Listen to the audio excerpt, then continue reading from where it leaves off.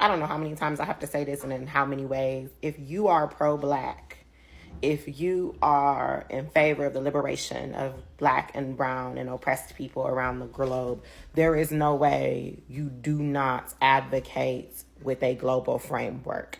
If you're focused specifically on your individual issues, you will never achieve liberation, because that's not how liberation works.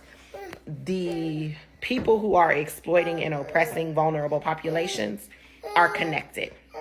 They're connected globally. They're thinking globally. They're using their resources to effectuate change globally. And anyone who's only focused on their own individual plight doesn't understand how global power structures work.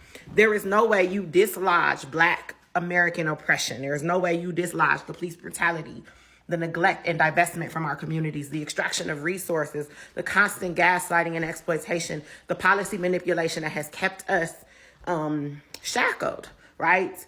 For centuries. There's no way you meaningfully engage and change that without recognizing how it's connected to the oppression of communities of color abroad, particularly Black and brown communities abroad. The wealth that It's Not Real is using to genocide the Palestinians is coming in part from their extraction of resources from the Congo.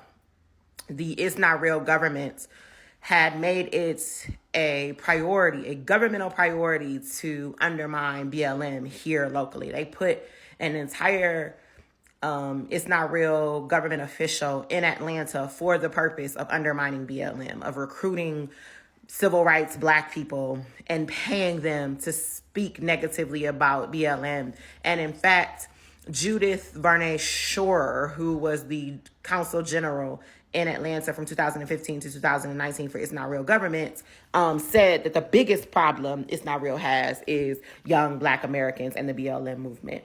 The training that the law enforcement gets, the training that the law enforcement who brutalize us here get, they get it from It's Not Real. So there's no way you focus on police brutality, on the subterfuge and the plots and infiltration of the government in Black liberation. You cannot care about those things the way we've consistently been undermined and not also realize how it's connected to places like Palestine, how it's connected to places like the Congo, how it's connected to places like Haiti. A big reason we're politically disempowered, a big reason that wealth has continued to be extracted and stolen, we're constantly under wealth plunder, is because of the systems that are working globally. And if you are only focused on your plight to the exclusion of these other communities, you are doing yourself a disservice. You clearly don't understand global power structures. You don't understand how they work, because you cannot dislodge a piece of it and the rest of it still isn't a threat to you. So even if for some miraculous reason we were able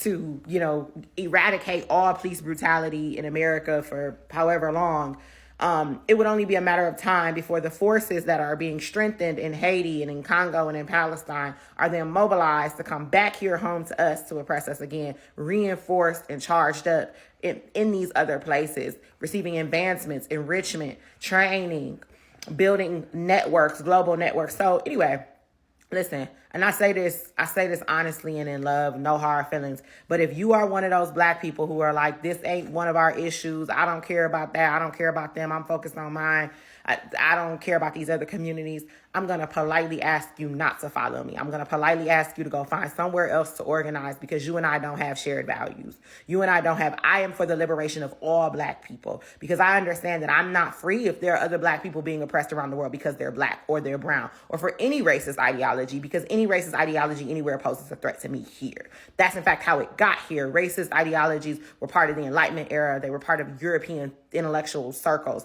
They migrated here and then were embraced by the state. They were embraced by our laws. They were enforced by our laws. So this is not we don't live in a siloed world. We live in a globalized world. The globalization doesn't just refer to the transfer of goods and services. It refers to the globalization of ideologies, the globalization of communities. And if you cannot understand that, if you haven't been reading Baldwin and Angela Davis and Ta-Nehisi Coates and Malcolm X, if you haven't learned from the ancestors and the elders how it is that we need to move around these issues, you are not somebody I need to be in community with. So I'm going to politely ask you to find somewhere else to be.